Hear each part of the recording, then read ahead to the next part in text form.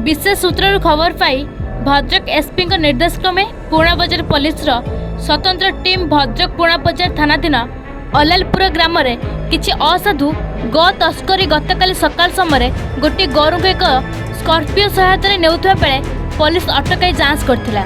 से समय महिला पुलिस को मध्य गोमाफिया आक्रमण करथिले। तेबे स्कॉर्पियो और गोटे गोरु सह जन को गिरफ्त करी आज कोर्चना करने सह अधिक तदंत आरंभ करिछि पुणा बजार पुलिस बोली अतिरिक्त एसपी अंशुमान द्विवेदी सूचना देइछन्ति। तेबे गिरफ अभियुक्त जहिद शाह बोली पुलिस सूचना देइछि।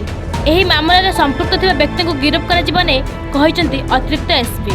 देखो गतकाली अर्ली मॉर्निंग रे जेतेबेले पुणा बजार पुलिस को गोटे विश्वस्त सूत्र खबर मिलता कि गोटे जगह गो चलाण होची गोटे गाड़ी रे से संक्रांत रे पुलिस टीम जाइथिला रेड करिया पई। तो अलग जगह रे रेड मध्य हेतिला जने गोमाता को मध्य उद्धार करा जाइथिला।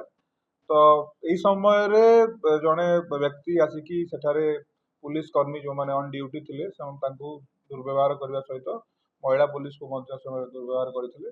तो तत्संक्रांत रे गोटे केस 176 जहाँ पुणा बजार थाना रे रुजु करा जाइछि एवं उक्त व्यक्ति जांकर ना चाहिद शाह अलियास गुटी तांको मध्य गिरफ्त कराई कि कोर्ट चालान करा जाइछि एवं उक्त केस रे जो माने अन्य माने मध्य अभियुक्त अछंती तांको मध्य यथाशीघ्र गिरफ्त करिया पई हमें उद्यम हाँ देखो से तमे प्रारंभिक सूचना अछि काउंसिलर बट आईन हिसाब रे से जे भी होंतु जहाँ भी से भूल करिसंते तांको से हिसाब रे तांको अगेंस्ट केस हेकि तांको एक्शन लिया जाइछि। एटा तो हमें इंस्टेंट रे करछु फिर भी तांकर वेरीफाई करा जिवो जदि तांकर कोन कैरेक्टर अछि।